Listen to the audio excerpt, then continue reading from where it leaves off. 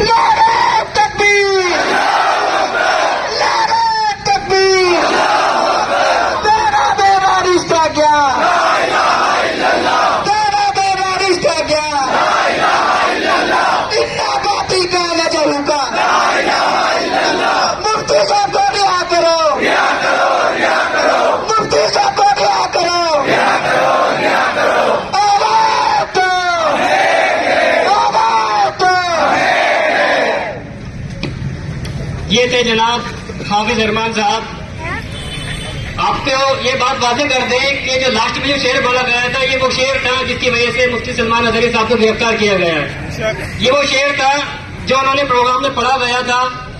वो इस बुनियाद पे पढ़ा था कि फलस्तीन की बात कर रहे थे, वहाँ मुसलमानों पर जो जुल्म हो रहा है उसकी बात कर रहे थे।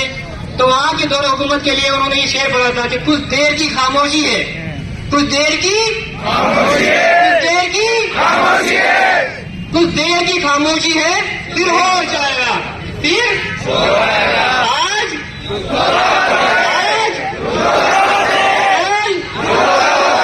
कल हमारा दौर आएगा इंशाअल्लाह। इंशाअल्लाह जनाब। अब मैं अगले मुकर्रिर जनाब ब्रदर वसीम अहमद से गुजारिश करूंगा कि वो अपनी बात रखें। अस्सलाम वालेकुम दोस्तों। अभी तक